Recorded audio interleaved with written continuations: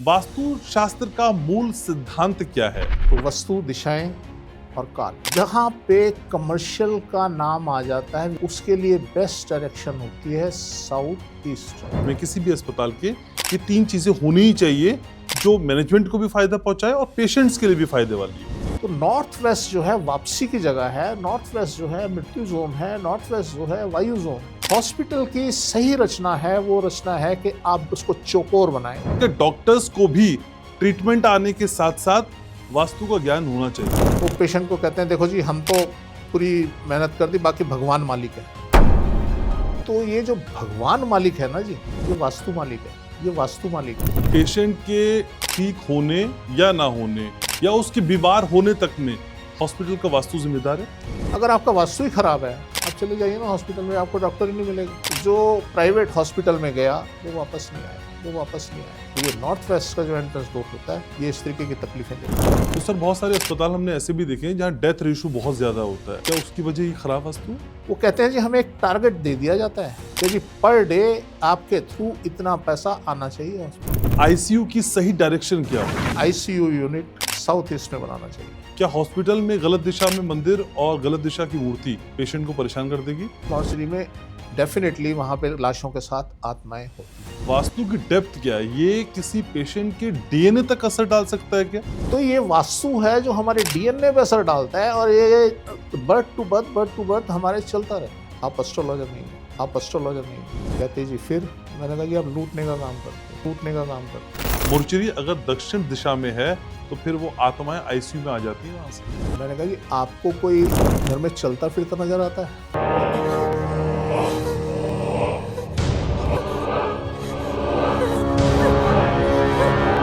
ICU में तब जाएंगी जब आईसीयू भी साउथ में हो। आपने अगर साउथ में लिटा दिया बच्चे को, कॉम्प्लिकेशन बढ़ेंगी सर।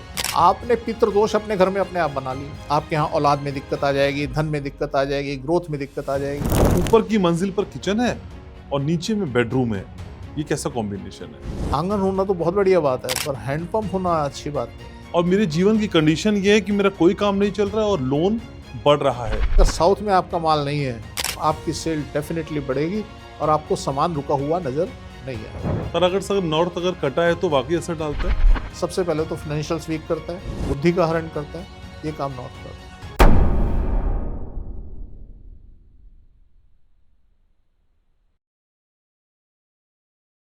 तो जिंदगी की किताब के हर पन्ने को पलटने का काम हर शुक्रवार शाम 6 बजे हम करते हैं, आप जानते ही हैं। और हर पन्ने में आपकी किस्मत में क्या लिखा है या फिर हर पृष्ठ पर आप क्या लिख सकते हैं, यही तो समझते हैं और यही समझाते हैं। और इसमें बहुत बड़ी भूमिका है वास्तु की, आपके घर के वास्तु की, आपके ऑफिस की वास्तु की, आपके खेलने की जगह की वास्तु की, पढ़ने की जगह की वास्तु की। यानी वास्तु हर जगह है और हर जगह को हम वास्तु की नजर से समझने की कोशिश करते हैं और लगातार ये प्रयास जारी है। और सबसे खास बात जो कहीं किसी पॉडकास्ट में नहीं है, आपके सवालों को हम शामिल करते हैं वास्तु ग्लोबल के इस पॉडकास्ट में हर शुक्रवार शाम 6 बजे। तो फिर आपके सवालों का जवाब देने का समय आ गया है, स्वागत करने का समय आ गया है वास्तु ग्लोबल के फाउंडर और world famous vastu expert doctor Mahesh Gupta का। डॉक्टर महेश, स्वागत है आपका। नमस्कार। कैसे है सर? बढ़िया। तो सर एक नए पॉडकास्ट की शुरुआत एक नए अंदाज में एक नए विषय के साथ। जी जी। तो सर सबसे पहले यही, वास्तु शास्त्र का मूल सिद्धांत क्या है और यह सिद्धांत अस्पतालों पर किस तरह से लागू होता है? देखिए सर, अगर वास्तु शास्त्र के सिद्धांत की बात करें तो मैं जैसा बोलता हूं कि वास्तु शास्त्र के अंदर इसका एक मेन सिद्धांत है, वो है ऑब्जेक्ट, डायरेक्शन और टाइम। जी। हम जब ऑब्जेक्ट की बात करते हैं तो स्थान की भी बात करते हैं, उसमें स्थान भी ऑब्जेक्ट में आता है। कोई भी ऐसी चीज जिसे हम देख या छू सकते हैं वो वस्तु है। तो वस्तु, दिशाएं और काल, ये इसका समुच्चय है, इसे वास्तु कहते हैं।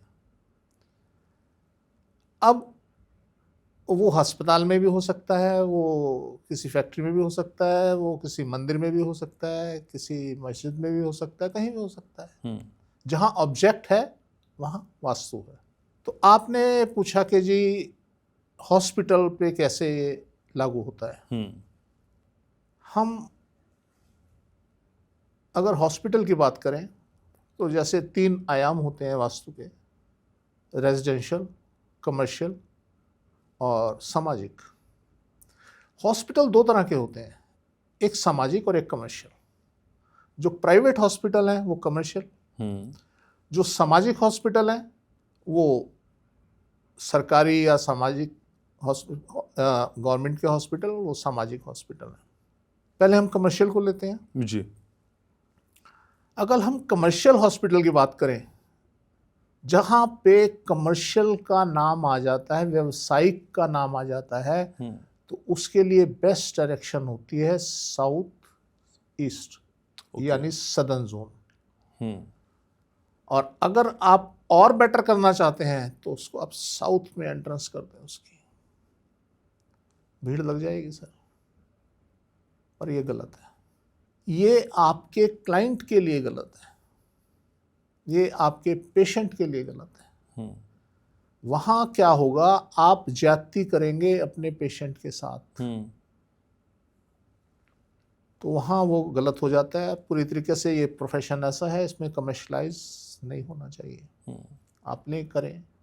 तो अगर आपको अच्छे रिजल्ट चाहिए तो आप सदर्न जोन के अंदर आपको अपना एंट्रेंस गेट रखना चाहिए। मेरे पास बहुत ऐसे हॉस्पिटल आए, एक राजस्थान में हॉस्पिटल है, वो चल नहीं पा रहा, तो उसका गेट जो है वो नॉर्थ में है। ओके। आसपास गांव हैं, पर बहुत बड़ा हॉस्पिटल है, बड़ा नामी ग्रामी हॉस्पिटल है। उसके बावजूद वहाँ का जो ग्राफ है, सेल ग्राफ, बहुत डाउन है। उनके और बड़े सारे हॉस्पिटल हैं, बड़ा अच्छा उनका ग्राफ है, पर वहाँ का डाउन है। तो उसमें जो मुझे विशेष बात लगी वो यही लगी कि उनका जो एंट्रेंस डोर है वो नॉर्थ में है। अब देखिए कहानी कहाँ से कहाँ पहुँचती है। एंट्रेंस डोर नॉर्थ में है तो क्या होगा, आसपास के लोग या तो बीमार नहीं पड़ेंगे, और पड़ेंगे तो आपके हॉस्पिटल में नहीं आएंगे, वो कहीं और किसी दूसरे हॉस्पिटल में चले जाएंगे। अब इस अवस्था को हम कैसे चेंज करें? इस अवस्था को ऐसे चेंज करें कि आप अपना द्वार जो है साउथ ईस्ट में बनाएं। साउथ ईस्ट जो जोन है वो फिल्टर का जोन है, वहाँ पे आपकी ज्यादती भी नहीं होगी और आपके पास आपका पेशेंट भी आएगा, वो भी खुश होके जाएगा। रोहिणी के अंदर एक हॉस्पिटल है, सरकारी हॉस्पिटल है, वहाँ सब अस्त व्यस्त हुआ रहता है, भीड़ लगी रहती है, ढंग से आप डॉक्टर पेशेंट को अटेंड नहीं कर पाते, और बड़ी अस्त व्यवस्था बनी रहती है वहाँ पे। वो नॉर्थ ईस्ट फेसिंग है, तो ऐसी जगह के ऊपर इस तरीके की व्यवस्थाएं बनी रहती हैं और वो ढंग से चल नहीं पाती। तो अगर हम हॉस्पिटल की बात करें, उसको चलाना है आपने, तो सबसे पहला चीज़ हमारे क्या होती है, जो हमें समाज से या दुनिया से जोड़ती है, वो होती है हमारी एंट्रेंस। किसी भी चीज़ की, चाहे वो कमर्शियल हो, चाहे रेजिडेंशियल हो, कोई सामाजिक हो, उसकी एंट्रेंस ये होनी चाहिए। अब हम जब हॉस्पिटल की बात करते हैं, उसमें बड़ी सारी चीज़ें होती हैं। उसमें आपके पेशेंट के लिए वार्ड हैं, उसमें आपके ऑपरेशन थिएटर हैं, उसमें लैब्स हैं, उसमें और बड़ी सारी चीज़ें हैं। तो इनके डिफरेंट जोन होते हैं कि हमारे किस जोन में क्या होना चाहिए। मेरा एक अनुभव रहा, जब मेरा एक्सीडेंट हुआ तो मैं इरविन हॉस्पिटल में एडमिट था। वहाँ जब मुझे ले जाया गया, एक बार लेके गए, मुझे फीवर हो गया, ऑपरेशन नहीं हो पाया, वापस ले आए। दूसरी बार लेके गए, नेक्स्ट डे, तब भी मेरी तबीयत खराब हो गई, मुझे वापस ले आए। अब जब मैं वहाँ जाता था, मैं देखता था कि मैं अकेला ऐसा नहीं हूँ, मैं अकेला ऐसा आदमी नहीं हूँ, बल्कि वहाँ पे बड़े सारे लोगों के साथ ऐसा हो रहा है कि उस थिएटर में जो जाता है उसका ऑपरेशन नहीं हो पाता और वो वापस आ जाता है। अच्छा। अब क्योंकि मैं उस टाइम पे वास्तु से जुड़ चुका था, तो मैंने नोटिस किया उस ऑपरेशन थिएटर का जो फेस है, जो एंट्रेंस डोर है, वो नॉर्थ वेस्ट में है। तो नॉर्थ वेस्ट जो है वापसी की जगह है, नॉर्थ वेस्ट जो है मृत्यु जोन है, नॉर्थ वेस्ट जो है वायु जोन है। तो वहाँ पे कोई भी काम जब हम करना चाहेंगे तो उसमें विघ्न आना जरूरी है। और आज तक मेरा वो ऑपरेशन नहीं हो पाया और मेरी वो रीढ़ की हड्डी वैसे के वैसे ही जैसे थी जुड़ गई। तो आज भी मेरी टांगें सुन्न हैं और उसमें नसें दबी हुई हैं, तो मैं ढंग से लाइफ को एंजॉय नहीं कर पाता। तो इसलिए ऐसी अवस्थाएं कुछ देखने को मिली हमें कि हॉस्पिटल में क्या सब्जेक्ट किस जगह पे होना चाहिए, ये मैटर करता है। आपकी रिसेप्शन, आपने नोटिस किया होगा किसी हॉस्पिटल में जाओ, रिसेप्शन खाली पड़ी, कोई है ही नहीं। दूसरी एक स्थिति होती है, आप रिसेप्शन पे जाएंगे, वहां वो बदतमीजी करेंगे रिसेप्शन पे बैठे। तो ऐसी अवस्थाएं जहां होती हैं वहां पे अल्टीमेटली वास्तु की कमी होती है, जिस वजह से ऐसी अवस्थाएं होती हैं और आप पूरी तरीके से अपने क्लाइंट को, अपने पेशेंट को सेटिस्फाई नहीं कर पाते। तो मैंने आपको बताया, अगर कमर्शियल हॉस्पिटल है तो डेफिनेटली उसका सदन जोन यूज़ करेंगे, आपके पास धन आएगा, पैसा आएगा, पेशेंट आएंगे। और अगर आपके पास सामाजिक स्तर का हॉस्पिटल है, गवर्नमेंट चलाती है, जिसमें हम प्रॉफिट की बात नहीं करते, वो समाज सेवा है, अगर उसके लिए आप बनाएंगे तो ईस्ट या साउथ ईस्ट वो जोन होना चाहिए, जिससे पेशेंट आए और उसका इलाज हो और वहाँ से ठीक होकर रुखसत हो। लेकिन सर 3 बेसिक बातें अगर कोई हॉस्पिटल मैनेजमेंट अभी हमें सुन रहा है, हॉस्पिटल बनाने से पहले वो 3 बेसिक बातें ध्यान रखें। हालांकि कई बातों का जिक्र आपने कर दिया, तो उसकी इमारत में, उसकी बनावट में, किसी भी अस्पताल के ये 3 चीजें होनी ही चाहिए जो मैनेजमेंट को भी फायदा पहुंचाए और पेशेंट्स के लिए भी फायदे वाली हो। सबसे पहले तो जी इसको हम ना शाल बोला जाता है वास्तुशास्त्र में। हाँ, शाल मतलब होता है खंड। हम कितने भाग जब हम हॉस्पिटल का निर्माण करते हैं उसके पैरामीटर्स डिफरेंट दिए गए हैं उसमें। तो उसमें बताया गया है कि आप जब हॉस्पिटल बनाएं तो उसे 4 शाल का बनाएं। 4 शाल यानी 4 खंड का।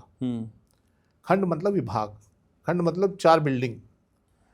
तो जो हॉस्पिटल की सही रचना है वो रचना है कि आप उसको चौकोर बनाएं, उसके साइडों पे भी ओपन एरिया चाहिए और उसके सेंटर में पार्क बनाएं, खुला बनाएं, जिससे कि सनलाइट जो है पूरे हॉस्पिटल के अंदर घूम सके। उसके बाद हर चीज के लिए अलग अलग डिपार्टमेंट के लिए अलग अलग जोन निर्धारित किए गए हैं, कौन सा डिपार्टमेंट कहाँ होना चाहिए। जैसे हम ऑपरेशन थिएटर की बात करते हैं, क्योंकि और बड़ी सारी चीजें हैं, फिर ऑपरेशन थिएटर के अंदर इक्विपमेंट्स की बात करते हैं, तो हम पहले ऑपरेशन थिएटर की बात करते हैं। अगर हम ऑपरेशन थिएटर को लेते हैं तो वो आपका साउथ ईस्ट में होना चाहिए। अब साउथ ईस्ट में हम कह रहे हैं गेट भी होना चाहिए, हम कह रहे हैं ऑपरेशन थिएटर बनाइए ना सर, मल्टी स्टोरी बनाइए, आप नीचे से गेट दीजिए, ऊपर ऑपरेशन थिएटर ले जाइए। आपके ऑपरेशन सक्सेसफुल होंगे, मैक्सिमम सक्सेस रेट रहेगा आपका, क्लाइंट आपका खुश होकर जाएगा, उसको तकलीफ कम होगी।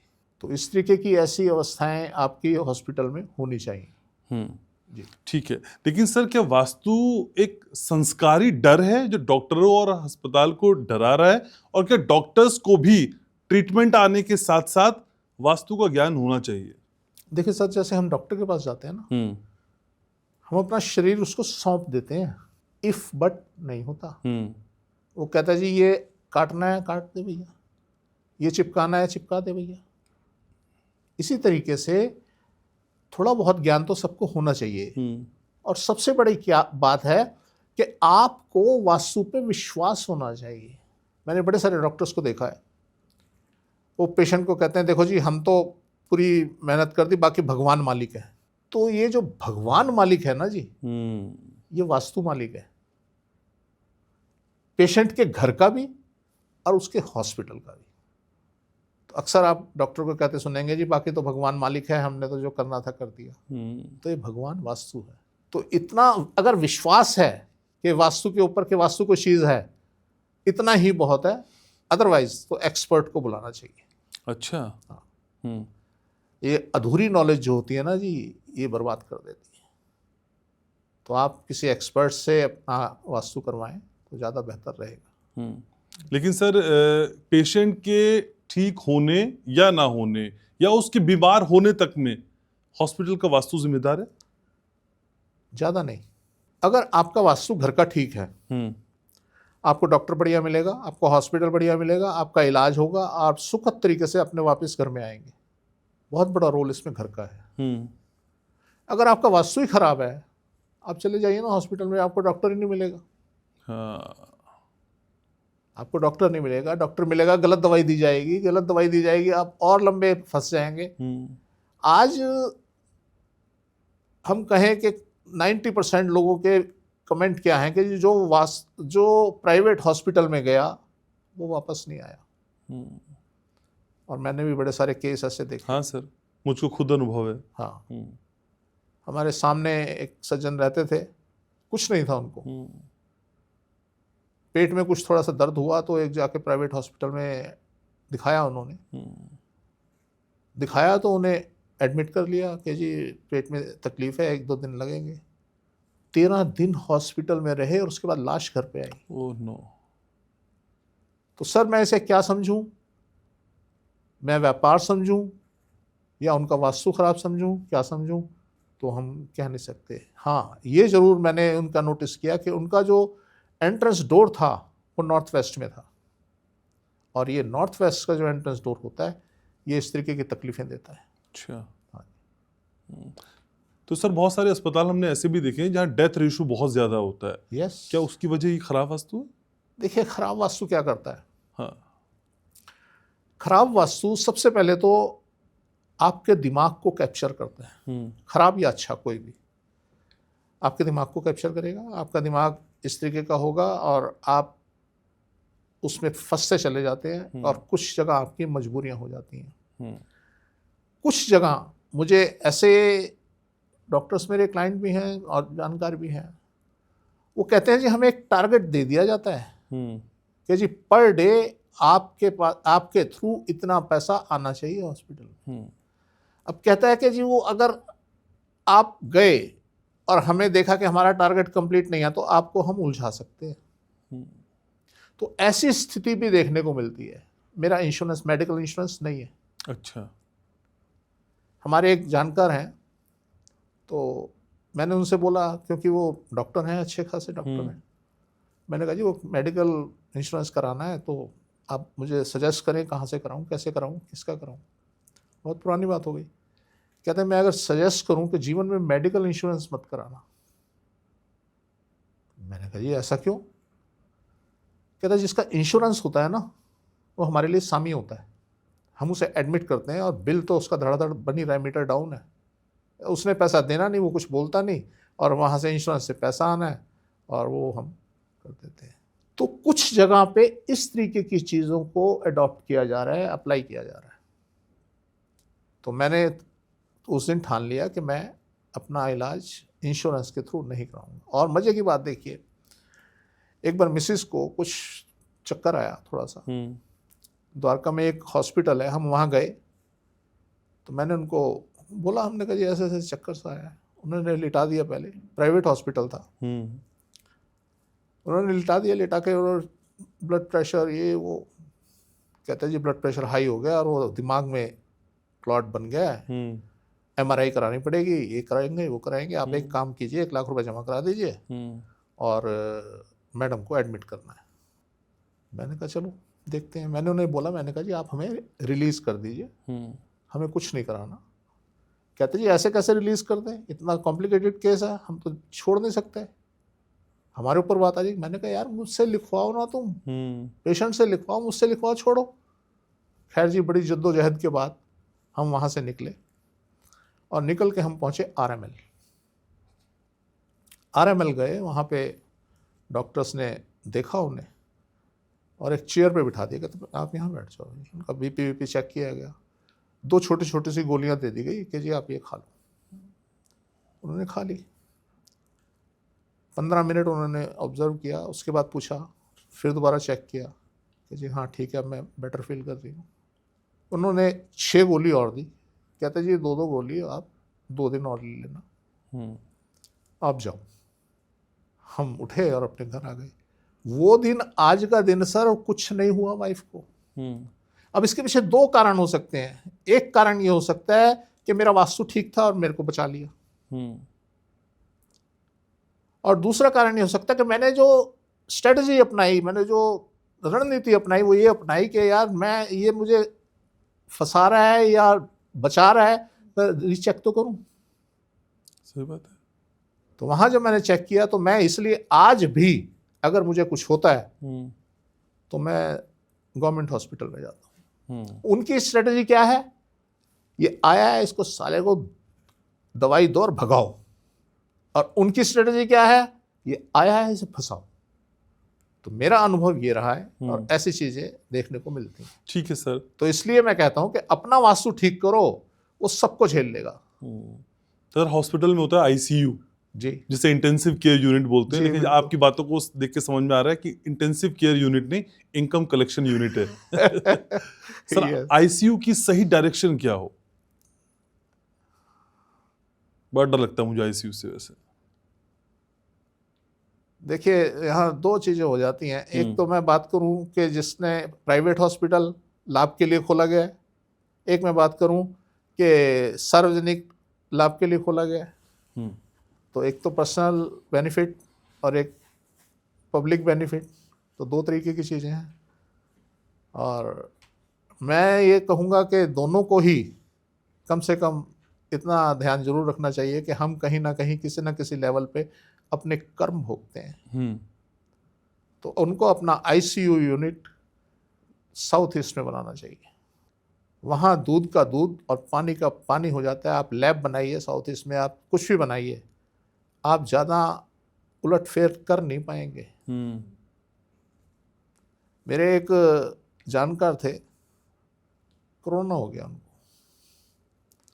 अब कोरोना हुआ तो वो आरएमएल में एडमिट हुए हैं। आरएमएल में एडमिट हुए तो फ़ोन पे बात हुई कि जी मैं यहाँ ऐसे ऐसे एडमिट हूँ। तो मैंने फिर उनकी बात मिसेस से बात की, तो उनका जो बेड था वो साउथ में बेड था। मैंने उनकी मिसेस को बोला, मैंने कहा आप कंपास खोल के ज़रा मुझे डायरेक्शन थोड़ी सी बताओ। साउथ में था बेड। अब क्या हुआ, उनके दिमाग में पता नहीं क्या खुराफात चढ़ गई, क्या हुआ, एकदम से वो जैसे पागलों जैसी हरकतें करने लगे। तो उनकी मिसेस को बोला, मैंने कहा इनका बेड ना थोड़ा सा लेफ्ट वाला जो बेड है उस पर इनको आप लिटा दीजिए, डॉक्टर को बोलिए कि हमें वो बेड देते हैं। उन्होंने वैसा किया। करने के बाद आप एक हफ्ते के बाद वो नॉर्मल होने शुरू हो गए और ठीक ठाक अपने घर आए और आज वो ठीक से ज़िंदगी बिता रहे हैं। तो इस तरीके से मैं, क्योंकि मेरा हॉस्पिटलों से बड़ा वास्ता पड़ता रहा, मैं खुद भी काफ़ी डैमेज रहा और शायद 2 साल मैं हॉस्पिटल में रहा, 1 साल अपने घर पे बेड पे रहा, तो मेरा बड़ा वास्ता पड़ता रहा। आज भी मेरे को हॉस्पिटल यूज़ करने पड़ते हैं, तो मैं अक्सर सरकारी हॉस्पिटल यूज़ करता हूँ और बढ़िया रहता है। ठीक है, लेकिन सर घर में मंदिर और मूर्ति की दिशा आप बताते रहे, लेकिन हॉस्पिटल में भी मंदिर होता है और मूर्ति होती है। क्या हॉस्पिटल में गलत दिशा में मंदिर और गलत दिशा की मूर्ति पेशेंट को परेशान कर देगी? बिल्कुल। देखिए अब क्या हुआ, मैंने एक मंदिर में देखा, एक हॉस्पिटल में देखा, गेट के पास उन्होंने बहुत बड़ी गणपति की मूर्ति लगाई हुई है। लोग बड़े परेशान होते हैं। हॉस्पिटल में कोई जाके खुश नहीं है और आराम से नहीं जाते। उन्होंने बहुत बड़ी गणेश की मूर्ति लगाई हुई है। आप एंटर करेंगे, एंटर करते ही लेफ्ट हैंड पे मूर्ति लगी हुई है। वहाँ लोग बैठे रो रहे हैं उसके सामने, पैसे चढ़ा रहे हैं, गल्ला रखा हुआ है, भरा पड़ा है नोटों से। आदमी इमोशनल होता है और वो इस तरीके की स्थिति में होता है, कुछ भी करने को तैयार हो जाता है। आपने उस साउथ में मूर्ति लगा दी। अब वो साउथ की मूर्ति क्या कर रही है, सारे पेशेंट को इमोशनल स्टेज पे लेके आ रही है, उनके इमोशंस को और बढ़ा रही है बजाय क्योर करने की। अगर हम उसी मूर्ति को हम नॉर्थ ईस्ट में कहीं लगा देंगे, वो जगह होती है कि आदमी शांत हो जाता है, काम हो जाता है, उसके दिल के अंदर ऐसी भावनाएं उथल पुथल नहीं मचाती हैं। तो इसलिए अगर हम ऐसी कोई स्थिति और बनानी जरूर चाहिए। मैंने एक हॉस्पिटल देखा था, उसके अंदर उन्होंने एक रूम बना रखा था जिसमें हिंदुओं का मंदिर था, सरदारों का एक वो था सिखों के लिए, और एक मोहम्मडन्स के लिए था। तो 3 पोर्शन उन्होंने बनाए हुए थे। बड़ी अच्छी बात है कि जिसको जो प्रेयर करनी है करें, और वो था भी नॉर्थ ईस्ट में। तो वहाँ मैंने देखा ना, वहाँ ज़्यादा रश था और ना कुछ था, तो लोग वहाँ पे प्रेयर कर रहे थे। तो ऐसी जगह पे होना चाहिए। अगर साउथ में आपने बना दिया तो लोगों के इमोशंस के साथ खिलवाड़ हो सकता है। ठीक है, लेकिन सर वास्तु की डेप्थ क्या है? ये किसी पेशेंट के डीएनए तक असर डाल सकता है क्या? जैविक स्तर का संतुलन बिगाड़ या बना सकता है? सर होता यही है, होता यही है। वास्तु क्या करता है, धीरे धीरे आपके डीएनए को चेंज करना शुरू कर देता है। सच में? यस। आप नोटिस करें ना, हाथी की सूंड कभी 1 फुट की होती थी। अगर आप गूगल पे जाएंगे, इसकी हिस्ट्री को देखेंगे, 1 फुट की होती थी।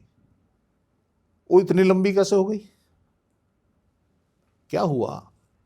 वास्तु, मैंने जैसे आपको कहा ऑब्जेक्ट, इस ऑब्जेक्ट साइंस है। एक चीज इतनी दूर पड़ी है, वो बेचारा 1 फुट की सूंड से कैसे उठाएगा? उसने प्रयास किया, उसकी मान लीजिए 1 सेंटीमीटर बढ़ी अपने जीवन में, उसकी डेथ हो गई। डेथ होने के बाद रीबर्थ हुआ। अब जब रीबर्थ हुआ तो उसकी 2 इंच बढ़ी हुई थी, क्योंकि उसने अपने जीवन में प्रयास किया उस काम के लिए। तो ऐसे करते करते आज इतनी बड़ी सूंड हो गई। अगर आप मानव इतिहास पे जाएंगे, आप उसको स्टडी करेंगे, तो हमारी बाजुएं लंबी होती थी। अच्छा। क्योंकि हम 4 हाथों से चलते, हाथ पैरों से चलते थे, जानवरों की तरह चलते थे, तो बाजुएं लंबी होती थी। जब हम खड़े हो गए, सीधे हो गए, तो बाजुएं धीरे धीरे धीरे धीरे, हमें जरूरत नहीं ना इतनी लंबी बाजू की, तो छोटी होने लगी। तो ये वास्तु है जो हमारे डीएनए पे असर डालता है, और ये बर्थ टू बर्थ हमारे चलता रहता है। ऐसे बड़ी सारी इमोशंस हैं और हैं।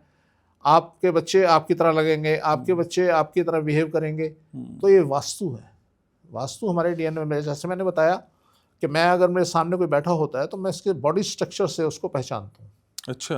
हाँ, एक हमारे बहुत बड़े क्लाइंट हैं, तो उन्होंने एक बार मुझे विजिट के लिए बुलाया कि गुप्ता जी एक विजिट ऑफिस में कर लो। मैं उनके यहाँ गया तो वहाँ एक बड़ी सुंदर सी लेडी बैठी हुई थी। बैठे हम, नमस्ते जी, बातचीत हुई, तो मिलवाया मेरे को। कहते जी ये हमारे जानकार हैं, तो ये एस्ट्रोलॉजर हैं। उन लेडी के बारे में बोलते जी ये एस्ट्रोलॉजर हैं, जानकार हैं, और ये बहुत बड़ी वीआईपी लोगों की एस्ट्रोलॉजर है। अच्छा। मैंने कहा ठीक है जी। कहता जी आप इनके बारे में कुछ बताओ। मैंने कहा जी बता देते हैं। मैंने उन्हें शुरू किया 82 से। मैंने कहा जी 82 में ऐसे ऐसे हुआ? कहते हैं हाँ जी। मैंने कहा 84 में ऐसे हुआ? कहते हैं हाँ जी हुआ। मैंने कहा इस साल में शादी हुई? कहते हैं हाँ जी हुई। तो करते करते मैं उन्हें, ये बात है वही शायद 3-4 साल पुरानी, तो जब मैं उन्हें करंट में लेके आया, मैंने कहा पिछले साल हॉस्पिटलाइज हुए? कहती हाँ जी। अब वो एस्ट्रोलॉजर, मैंने उनका नाम भी नहीं पूछा, मैंने उनका कुछ नहीं पूछा, हाथ भी नहीं दिखा, कुछ नहीं सर, हाथ बात तो जरूरत नहीं। वही कह रहे हो। हाँ, तो कहते जी आपने कैसे बताया? मैंने कहा जी मुझे खुद नहीं पता मैंने कैसे बताया, क्योंकि ये थ्योरी समझाना बड़ा डिफिकल्ट काम होता है, ये अनुभव का काम है। इसमें हमारी कोई विद्या नहीं है कि हम पढ़ के काम को कर लें। सही बात है। फिर कहते जी, मैंने कहा जी आप क्या काम करते? कहते जी मैं एस्ट्रोलॉजर हूँ। मैंने कहा नहीं, आप एस्ट्रोलॉजर नहीं हो। कहते जी फिर? मैंने कहा जी आप लूटने का काम करते हो। मैंने वहीं अपने क्लाइंट के सामने ये बात, यही शब्द मैंने बोले, और आज उनका गोल्डन पीरियड चल रहा होगा, वो जहाँ भी होंगे, मुझे नहीं पता कहाँ है क्या है, तो आज उनका गोल्डन पीरियड चल रहा है, और ये उनका पीरियड चलेगा 2029 तक। अच्छा, सिर्फ देखने भर से बता दिया आपने? सर पता चल जाता है सर, अनुभव है, तो ऐसा होता है, रोज होता है। अभी हम मुंबई गए थे, वहाँ बिल्डर सामने बैठे, तो मैंने उनको उनके बारे में बताना शुरू किया। मैंने कहा इस साल ऐसा, इस साल ऐसा, इस साल। कहते हैं हाँ यस, तो हो जाता है। तो इसलिए सर ये जो सब चीज़ें हैं ना, वे वास्तु से हम विमुख नहीं हो सकते। हमारा डीएनए हो, हमारा कुछ भी हो, सब इसके ऊपर ही बेस्ड है। तो सर आज बात हॉस्पिटल की है, और इतनी इंटरेस्टिंग बातें आप हॉस्पिटल को लेके बता रहे हैं। सर मैं किसी को सुन रहा था, क्योंकि सब पे निगाह रखनी पड़ती है, तो कोई समझा रहा था कि भाई अगर जो मोर्चरी है, मोर्चरी अगर दक्षिण दिशा में है, तो फिर वो आत्माएं आईसीयू में आ जाती हैं वहां से। सर क्या है इसका विहित? मोर्चरी दक्षिण दिशा में जी, मैं हॉस्पिटल का नाम लूं या ना लूं? बिना नाम के बताइए सर। जी, समझ नहीं आ रही ये बात। एक हॉस्पिटल के अंदर एक डॉक्टर थे जिनका काम सिर्फ वो क्या बोलते हैं, लाश का पोस्टमार्टम करना था। तो वो मुझे अपने घर ले गए। कहते गुप्ता जी घर चलो एक बार, यार देखो घर में क्या दिक्कत है। हम घर के बाहर, उन्होंने चारपाई डाली, हम वहीं बैठ गए। सामने दरवाजा मुझे नजर आ रहा था।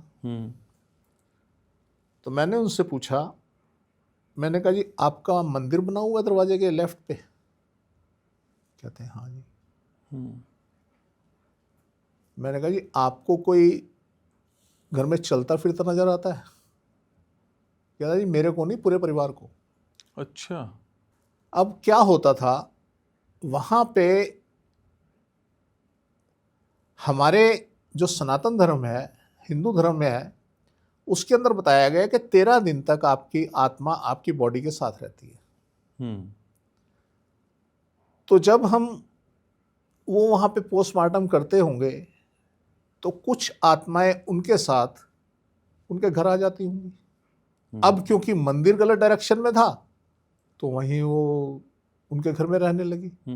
और उनकी हालत इतनी पतली हो चुकी थी, उनके शरीर मतलब बेढंगा शरीर हो चुका था उनका, उनके हालात बड़े बिगड़ चुके थे। अच्छा। तो अल्टीमेटली उनका मंदिर मैंने चेंज कराया और वो जो है कुछ बेटर होने शुरू हुए। अब आपका क्वेश्चन था कि क्या मॉर्चरी अगर हमारी साउथ में है तो वहाँ आत्माओं का वास होगा? और वो आईसीयू में आ जाती हैं क्या? ऐसा कुछ नहीं।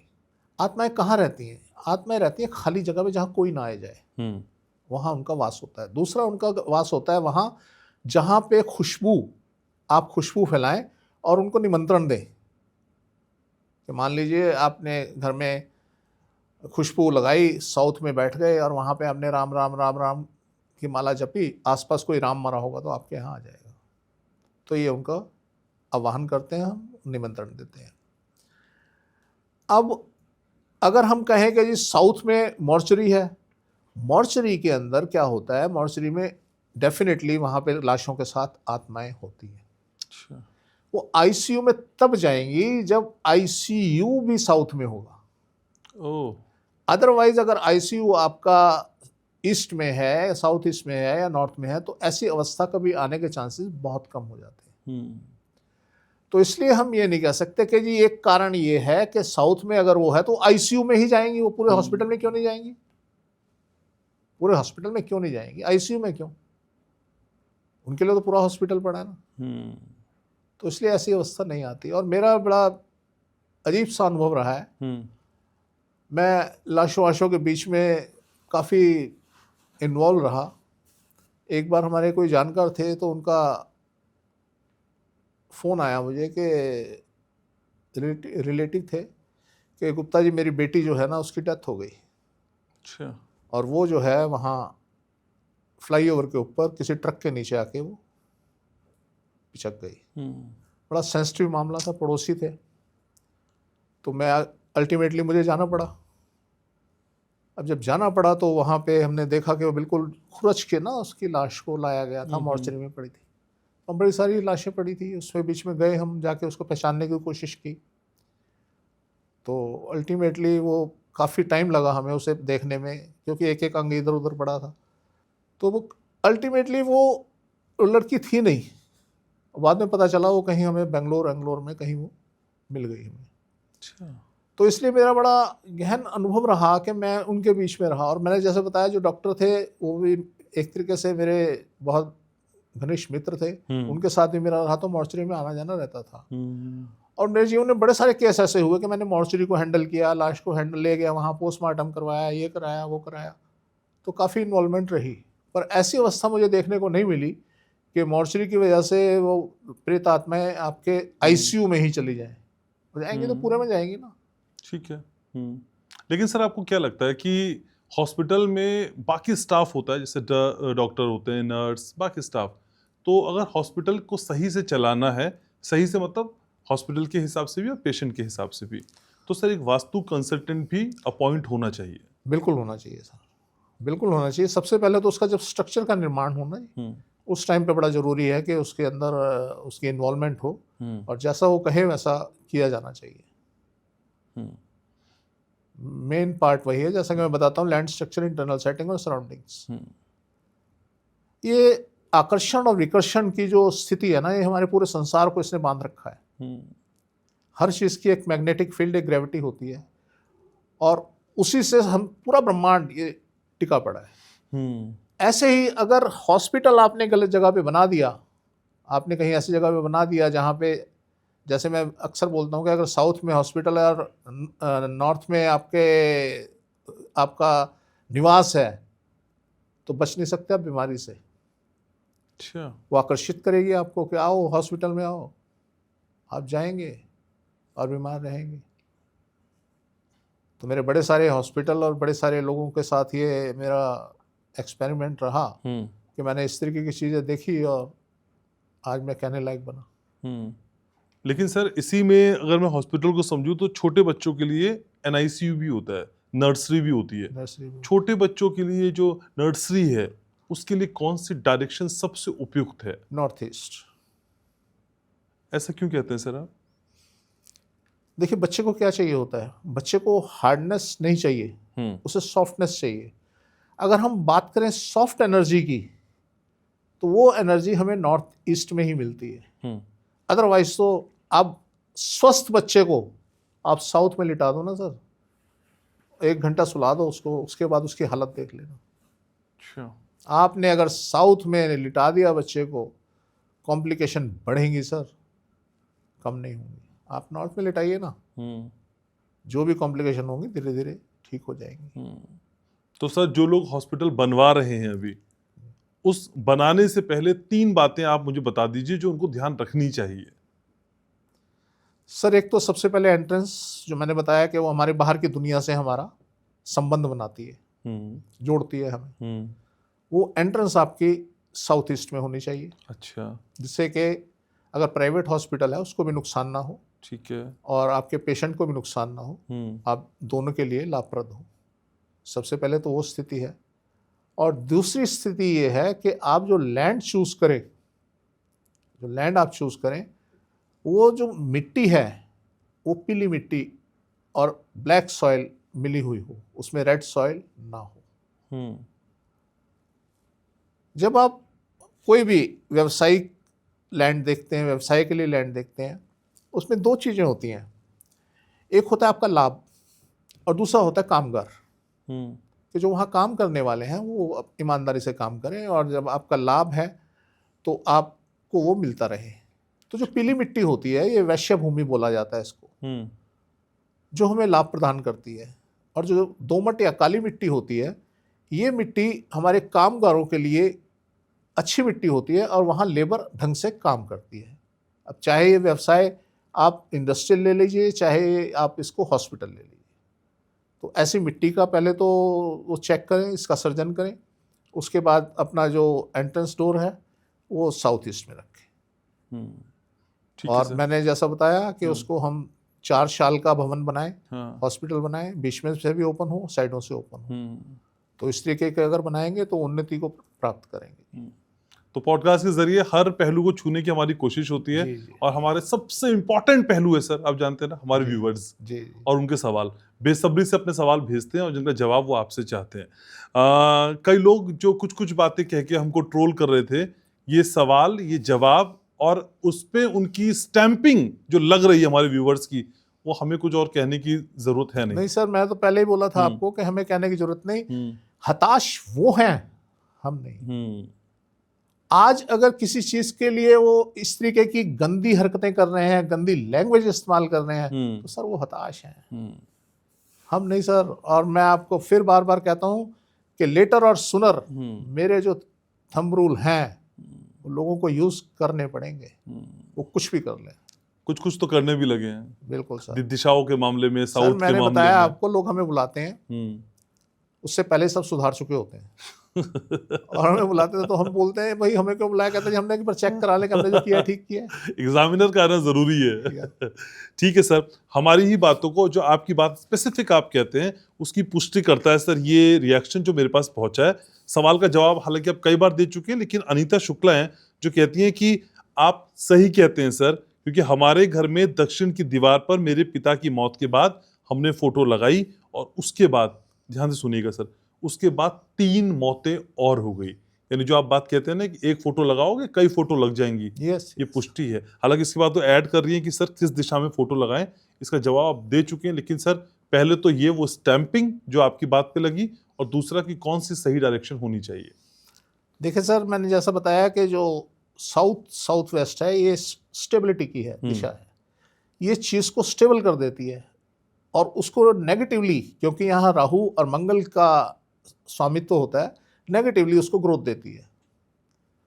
तो वहाँ तो आप अगर लगाएंगे कुछ भी, वो बढ़ता चला जाएगा, भीड़ बढ़ती चली जाएगी और आपको गेन कुछ नहीं होगा। अब आपने क्या किया, आपने पितृदोष अपने घर में अपने आप बना लिया। आपके यहाँ औलाद में दिक्कत आ जाएगी, धन में दिक्कत आ जाएगी, ग्रोथ में दिक्कत आ जाएगी। क्यों? क्योंकि आपने बांध दिया ना अपने पूर्वजों को। उनकी मुक्ति करो यार, छोड़ दो उनको। मुक्ति का जोन कौन सा है? North west. आप वहाँ लगाओ ना, और लगाओ जरूर। कई कहते हैं जी नहीं लगानी चाहिए, लगानी चाहिए, एक ये भी विवाद बस स्थिति होती है। आप लगाइए ना, वहाँ लगाइए, उनको मुक्ति मिलेगी, अपनी नई योनि में जाएंगे और आपको खुश रखने के लिए वो चेष्टा करेंगे। तो आप उनको लगाइए वहाँ। तो बहुत शुक्रिया आप सभी का कि आप इतनी शिद्दत के साथ हमारी कही हुई बातों को सुनते हैं, और ना सुनते बल्कि फॉलो भी करते हैं। Thank you so very much. Surendra Singh का सर मैसेज है मेरे पास, कह रहे हैं कि सर मैं सुरेंद्र हूं दिल्ली से, मेरा घर 3 तरफ से सड़क के साथ खुला है, दक्षिण की ओर बंद है, मेरा हर काम अंतिम समय पे जाकर रुक जाता है। वैसे तो सर बहुत सारी चीज़ें इसके ऊपर असर डालती हैं। जैसा कि मैं अक्सर कहता हूं कि किसी एक कारण की वजह से हम परिणाम को परिभाषित नहीं कर सकते, तो बहुत सारी चीज़ें कारण होती हैं। इसमें जो मुख्य कारण हो सकता है वो ये हो सकता है कि आपका बेडरूम साउथ में ना हो या आपका बेड साउथ में ना हो, तो इस वजह से ऐसी चीज़ों का सामना करना पड़ता है। या आपने कोई अपना पैसे की जगह या तिजोरी की जगह या और फाइलें या और कोई सामान साउथ में रखा हुआ है, अगर ऐसी स्थिति है तो डेफिनेटली ये रिजल्ट मिलेंगे आपको। उनको हटा दीजिए, उनको नॉर्थ में रखिए, आप नोटिस करेंगे धीरे धीरे चलने लगेगा। सर वैसे बहुत लोगों की दिक्कत होती है, कहते हैं कि हमारा कोई भी काम हम शुरू करते हैं, शुरू में लगता है कि भाई ये काम हो जाएगा, लेकिन अंत तक पहुंचते पहुंचते बिगड़ जाता है। वो सांप सीढ़ी में जो 99 पे सांप होता है वो काट देता है, फिर आप 7 पे आ जाते हैं। सर इसमें ना कैसे मैनेज करें मुझे खुद समझ नहीं आता। मैंने आपको बताया कि ऑब्जेक्ट, डायरेक्शन और काल, ठीक है, 3 चीजें होती हैं। हम ऑब्जेक्ट डायरेक्शन को तो फॉलो कर लिया, मैंने आपको बता दिया, आपने वहां रख दिया, आपने वो कर लिया। आप काल को कैसे हैंडल करेंगे? एग्जैक्टली। अब काल आपके लिए अलग होगा, मेरे लिए अलग होगा। जो टाइम मेरे लिए फायदेमंद हो सकता है आपके लिए नुकसानदेह हो सकता है। क्या होता है, हमने एक टाइम पे काम शुरू किया, बाई चांस, आपको पता नहीं कुछ भी, बाई चांस वो आपने जब शुरू किया काम बढ़िया टाइम था, अब दोबारा इंट्रैक्शन हुई, तिबारा हुई, आपने माल भेजा, मान लीजिए आपने ऑर्डर लिया, बढ़िया टाइम में ऑर्डर मिल गया, आपको फर्स्ट क्लास हो गया, आपने माल भेजा, ख़राब टाइम पे भेज दिया और वो माल वापस आ गया। आपने एक काम शुरू किया और लास्ट मोमेंट के ऊपर डील होनी थी और वो स्लिप हो गई और डील नहीं हुई और काम खराब हो गया। आपने जब बात शुरू की तब अच्छा टाइम हो सकता है, और अब जब आपने लास्ट उस डील को फाइनल करने का टाइम आया तो ख़राब टाइम हो सकता है। आपका वास्तु तो ठीक है पर वो टाइम आप मैनेज नहीं कर पा रहे, यहाँ दिक्कत हो जाती है। तो इसलिए हम तो जब करते हैं तो हमें तो ये समझ लीजिए हम काम बहुत थोड़ा करते हैं, बड़े कम हम काम करते हैं, पर काम सटीक होता है और वो अपने सीमा पे पहुंचता है। ठीक है सर। सर बीजल पारिक का मैसेज है, कह रही हैं कि पश्चिम की ओर मुख करने वाला घर कैसे होता है, वेस्टर्न साइड के लिए पूछना चाहती हैं। मैडम अगर आपका घर है, प्लॉट पे बना हुआ घर है और फ्लोर नहीं है तो थोड़ी सी हार्डनेस तो रहती है, बहुत थोड़ी सी, बहुत ज़्यादा ख़राब नहीं होता उसमें। अगर साउथ और नॉर्थ आपका बढ़िया है तो डेफिनेटली बढ़िया है। तो पश्चिम के घर में इतनी ज़्यादा दिक्कत नहीं होती जितनी साउथ में होती है। बाकी डिपेंड करता है कि और चीज़ें, आपके रूम्स कहाँ हैं, आपकी किचन कहाँ है, इन सब बातों पे भी बड़ा डिपेंड करता है। बाकी पश्चिम मुखी में ज़्यादा घबराने की ज़रूरत नहीं है, कोई ख़राब नहीं होता। ठीक है सर। सर हेल्दी इंडिया का मैसेज आया, इनकी आईडी का नाम होगा, अपना नाम भी लिखा करें, मैंने कई बार कहा, कई लोग लिखते भी हैं। हेल्दी इंडिया कहते हैं सर ऊपर की मंजिल पर किचन है और नीचे में बेडरूम है, ये कैसा कॉम्बिनेशन है? देखिए अगर ऊपर की मंजिल में किचन है और किचन आपकी नॉर्थ ईस्ट में या ईस्ट में है तो बेटर है, और अगर वो साउथ ईस्ट में है तो वहाँ दिक्कत हो जाएगी। आप लोगों के पेट खराब रहेंगे, गुस्सा और ओवर रिएक्ट करना, ये सारी चीज़ें स्थितियाँ आ जाएंगी। तो कोशिश करें किचन को ग्राउंड फ्लोर पे ही बनाएं। एक कॉन्सेप्ट है हर फ्लोर का, जैसा कि मैं आपको बोलता हूँ कि हमारी 2 डायरेक्शंस हैं, एक आकाश और एक पाताल। तो आप आकाश में जिस चीज़ को लेते जाएंगे आपके लिए हार्डनेस देता जाएगा। तो आपकी किचन अगर ऊपर है, ये अच्छा कॉम्बिनेशन नहीं है, आप उसको ग्राउंड फ्लोर पे बनाएं। ठीक है। सर अनंत यादव का मैसेज आया गोरखपुर से, कह रहे हैं कि सर घर के बीच में आंगन है और उस पे भी हैंडपंप है, सही है सर ये? आंगन होना तो बहुत बढ़िया बात है, पर हैंडपंप होना अच्छी बात नहीं है। अगर सेंटर आपने सुराख कर दिया तो जो एनर्जी आकाश से आपके आंगन में आ रही है वो नीचे चली गई। ये ब्रह्म स्थान वाली बात है सर? यस। ओके। तो वो नीचे चली गई। जो ब्रह्मस्थान की शेप बताई गई है शास्त्रों में, वो कछुए की बताई गई है। कच्छप का जैसे पीठ होती है, वैसा हमारा ब्रह्मस्थान होना चाहिए, ठोस। अब अगर उसमें आपने सुराख कर दिया तो आपने अपने जीवन में सुराख कर लिया ना, तो वो नहीं होना चाहिए। ठीक है। सर कुमकुम दास का सवाल है कि कह रहे हैं कि वेस्टर्न साउथ वेस्ट क्षेत्र पर सेप्टिक टैंक और SSW क्षेत्र पर शौचालय के लिए हम क्या उपाय करें?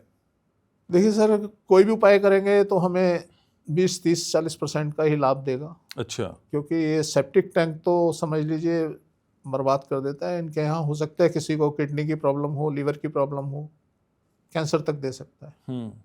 तो इसलिए इसको तो बंद कराना ही एक इलाज है। अदरवाइज अपने नॉर्थ ईस्ट में उस टैंक से डबल गड्ढा करें या वहाँ बोरिंग करें, तभी कुछ लाभ मिल सकता है। अदरवाइज तो ये बड़ी खतरनाक अवस्था है। लेकिन सर मैं देख रहा हूँ कि जिन जिन विषयों को आप उठाते हैं लोग उस पर सोचने लगे और बातचीत करने लगे। बेसमेंट की बात करते हैं, सेप्टिक टैंक की बात करते हैं। नहीं, अच्छी बात या अवेयरनेस भी फैल रही है इसका मतलब। यस। हम जिस चीजों को गौड़ कर देते थे, मानते नहीं थे, माइनर चीजें थी, वो अब लोगों के लिए प्रमुख हो गई हैं। बड़ा दुखदाई जीवन हम देखते हैं लोगों का, और ऐसी ऐसी अवस्थाएं मैं बता नहीं सकता कि पलंग पे लेटे हुए हैं, जगह जगह पाइप लगे हुए हैं और बुरी हालत हो रही है। कितने साल से जी? 10 साल से। तो एक सेप्टिक टैंक था उनके घर में, हम वहाँ गए तो वहाँ हमें ये स्थिति देखने को मिली। एक बार कैंसर हुआ, फिर ठीक हो गया, फिर कैंसर हुआ, फिर ठीक हो गया, फिर कैंसर हो गया। तो ऐसी भी स्थिति आती है, क्योंकि हम कई बार क्या होता है, हमारे पास ऐसे उनका समय और हमारे एफर्ट वो उस चीज़ को क्योर कर देते हैं, पर फिर जैसे समय ढीला होता है वो फिर डेवलप हो जाती है। तो ऐसी स्थिति भी होती है। तो वास्तव में परमानेंट सॉल्यूशन नहीं है सर? है ना, आप हटा दीजिए ना सेप्टिक टैंक। अच्छा, सॉल्यूशन है। अब हम एक जगह ऐसी जगह गए, वहाँ सीवर थे ही नहीं, हर घर में सेप्टिक टैंक। और हमने जब लाइन से हमने पूछना शुरू किया, हमने कहा जी इसमें कैंसर, इसमें कैंसर, इसमें कैंसर, कहते यस। तो कोई सोल्यूशन नहीं, हटाना पड़ेगा उन्हें वहां से। नहीं हटाएंगे तो यस भोगेंगे। सर उत्तराखंड में भी कई इलाकों में, कई क्या बहुत इलाकों में हर घर में सेप्टिक टैंक ही होता है। देखिए जहाँ पे पहाड़ी इलाका होता है ना, हाँ, वहाँ थोड़ा सा क्योर हो जाता है। अच्छा, क्यों हो जाता है? हम सेप्टिक टैंक या बेसमेंट या गड्ढा हम किसे मानते हैं? जो रोड लेवल होता है उससे नीचे। अब क्या हुआ, एक पहाड़ के ऊपर आपने घर बनाया, वहाँ सेप्टिक टैंक बना दिया। आपने साउथ में ही मान लेते हैं, हम साउथ में बना दिया। अच्छा, अब वो साउथ में पहाड़ तो है ही, ऑलरेडी डाउन है। तो जो इम्पैक्ट आना है सेप्टिक टैंक का कम आना है, वो जो डाउन है अब वो चारों तरफ से डाउन है। तो उसका ऐसा कोई खास इम्पैक्ट आने वाला नहीं है। तो उसकी दिशा पे ज्यादा डिपेंड करता है। सेप्टिक टैंक से कोई दिक्कत नहीं है। हाँ, बेसिक आपने किस दिशा में बनाया, किस दिशा में, और कितनी गहराई में, आपके घर से कितना ऊंचाई। बेंगलोर में एक टाटा होम्स करके बना हुआ है, उसके चारों एक पहाड़ी है, उस पहाड़ी के ऊपर बना हुआ है। तो वहाँ मुझे बुलाया गया, जी बेसमेंट है हमारे यहाँ, तो आप आइए। जब बेसमेंट देखी हमने, तो बेसमेंट काउंट ही नहीं होती ना, क्योंकि वो पहाड़ के ऊपर है, चारों साइड से पहाड़ डाउन है। तो इस तरीके से अगर पहाड़ के ऊपर, और वो फ्लरिश हो रहे हैं, बहुत फ्लरिश हो रहे हैं, तो अगर इस तरीके से कहीं पहाड़ के ऊपर कोई बेसमेंट है, हाँ लेवल में फर्क आ सकता है, पर बेसमेंट का कोई ऐसा इम्पैक्ट वहाँ नहीं होता। ठीक है सर। सर ये सवाल है महाराष्ट्र से, और लिखने वाले हैं कुशल, कह रहे हैं कि हमारे पास एक वाहन बैटरी की दुकान है, नया स्टॉक कहाँ रखें, और जो पुराना स्क्रैप मेरे पास है मैं उसको कहाँ रखूं? देखिए कुशल नाम है ना। कुशल, महाराष्ट्र से। कुशल जी, ऐसा होता है जो हमारा स्क्रैप है ना, ये भी हमारी सेल बढ़ाता है।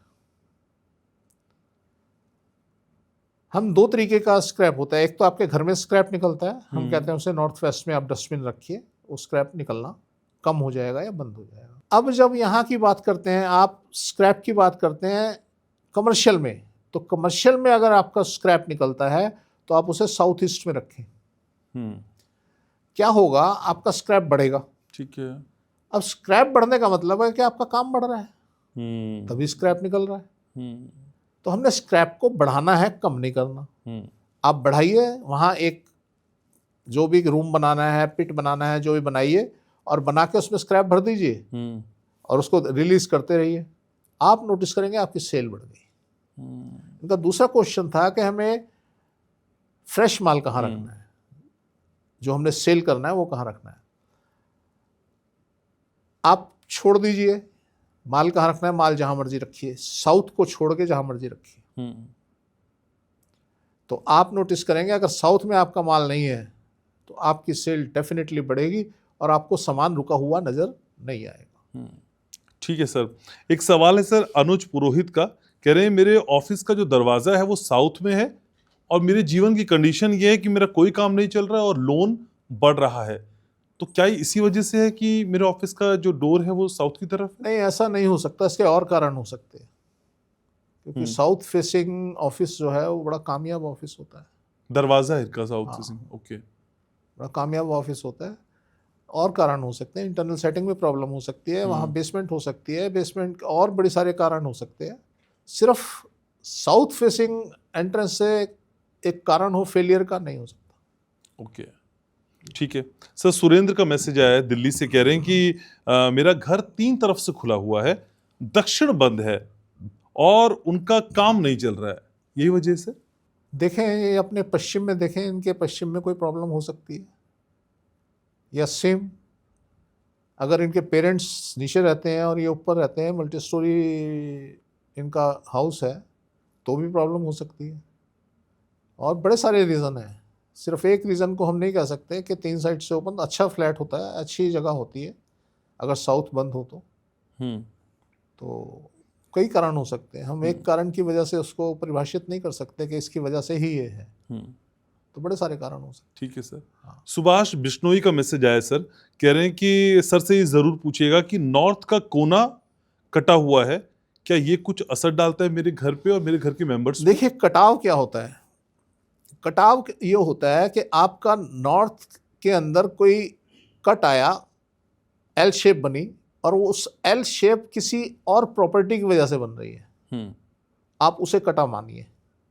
अगर वहाँ विंडो है, ओपन है, तो वो आपको बहुत फायदा दे रहा है, उसे कटा हुआ नहीं माना जा सकता। और लोग कहते हैं जी उस मेरा, अब ये ना, जैसे इन्होंने कहा जी मेरा वो कटा हुआ है, मैंने, भैया कैसे पता तुम्हें कटा हुआ है? कि जी मेरे को बड़ा नुकसान हो रहा है। तुम्हें कैसे पता कि उस कटे हुए की वजह से नुकसान हो रहा है? ये चीज़ें तो हमें एनालाइज करनी होंगी ना। अब हम क्या करते हैं, तो हमारी जो स्ट्रेंथ है ना, वो यही स्ट्रेंथ है हमारी कि आप हमें नहीं बताओगे आपके यहाँ क्या चल रहा है, हम बताएंगे ना।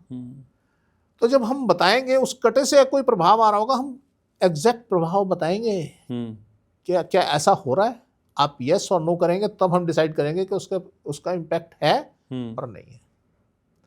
तो इसलिए हम किसी एक चीज़ को पकड़ के उसके अपने आप लोग बोलने लगते हैं जी मेरे पैसे की दिक्कत है, मेरे यहाँ तो ये प्रॉब्लम है जी, इस वजह से मेरा शौचालय वहाँ बना हुआ, इस वजह से प्रॉब्लम। यार ऐसा नहीं होता, बड़े सारे कारण होते हैं किसी चीज़ के। तो तुम अपने आप डिसाइड कर लो जी मेरा तो ऐसे ऐसे है, इसलिए वजह से ऐसे हो रहा है, तेरा डॉक्टर की क्या जरूरत है? आप कर लो ना इलाज अपने आप। पर अगर सर नॉर्थ अगर कटा है तो वाकई असर डालता है? कटाव क्या है, पहले तो अब तुमसे ये पूछना पड़ेगा। नहीं, माने एस्टेब्लिश हो गया सर, नॉर्थ कटा है, आपने देख लिया नॉर्थ कटा है, हाँ, फिर क्या असर है इसका सर? आपको फाइनेंशियल्स आपके वीक कर देगा। आपके घर में बेटे की दिक्कत आ जाएगी, जो बेटा होगा उसको दिक्कत आ जाएगी। सबसे पहले तो फाइनेंशियल्स वीक करता है, बुद्धि का हरण करता है, ये काम नॉर्थ करता है। तो इसलिए एक दोष तो है। ठीक है सर, आखिरी पड़ाव में है तो सर एक आखिरी मैसेज है, कोई सवाल नहीं है लेकिन शिकायत है आप सर मुझसे। गायत्री हैं सर, ये हमें मध्य प्रदेश से मैसेज कर रही हैं, कह रही हैं कि मैंने 7 बार आपको मैसेज किया है और आपने मुझको एक बार भी अपने कार्यक्रम में शामिल नहीं किया है, और आज मैं मैसेज कोई सवाल नहीं पूछ रही हूँ, सिर्फ शिकायत है। सर क्यों नहीं करते आप शामिल? सर ये काम आपका है। ये रिसर्च टीम का है, मुझे दिया ही नहीं सर गायत्री का सवाल आज तक। क्या कहेंगे सर, थोड़ा तो मनाना पड़ेगा सर। ऐसे कैसे हुआ सर, माफी चाहते हैं अगर ऐसा हुआ है तो। हाँ गायत्री, देखिए हमारी कोशिश रहती है कि हम हर किसी मैसेज को शामिल करें, और हमारी टीम ये पूरा प्रयास करती है। हो सकता है कि आएं बाएं दाएं हो गया हो, या फिर आपका सवाल प्रोमिनेंट ना रहा हो। हाँ। जो प्रोमिनेंसी के साथ हम कहते हैं, जितनी प्रोमिनेंसी के साथ आपने शिकायत की है, उसी प्रोमिनेंसी के साथ अपना सवाल भेजेंगे तो हम जरूर शामिल करेंगे। जरूर। और अगली बार जरूर शामिल करेंगे, शिकायत मत करिएगा, और माफी हो गई, ये गलती दे दो। ठीक है सर, तो पॉडकास्ट को वाइंड अप करना है। अगले शुक्रवार शाम 6 बजे मेरी और आपकी मुलाकात तय रही, एक कॉफी साथ में और पियेंगे। ठीक है, thank you so very much. तो फिर आज की इस पॉडकास्ट को समेटना है। मुझे बहुत अच्छा लगता है जब आप हमसे प्यार करते हैं, अपने फीडबैक को देते हैं, शिकायत करते हैं, लगता है कि हाँ कोई डोर है जो किसी रिश्ते को और मजबूत कर रही है, और यही अपनत्व मुझको आपसे चाहिए। शिकायत करिए, लड़िए, झगड़िए, बताइए, लेकिन सिर्फ रहिए यहीं, क्योंकि ये वास्तु ग्लोबल है, हवा हवा नहीं, दावे की बात करते हैं। और दावों की इसी तस्वीर को अगले हफ्ते फिर उकेरेंगे शुक्रवार शाम 6 बजे। आप मेरे साथ रहेंगे हमेशा से, मुझको यकीन है। लाइक करिए, शेयर करिए और सब्सक्राइब करिए, और याद रखिए मैं आपसे बहुत प्यार करता हूं।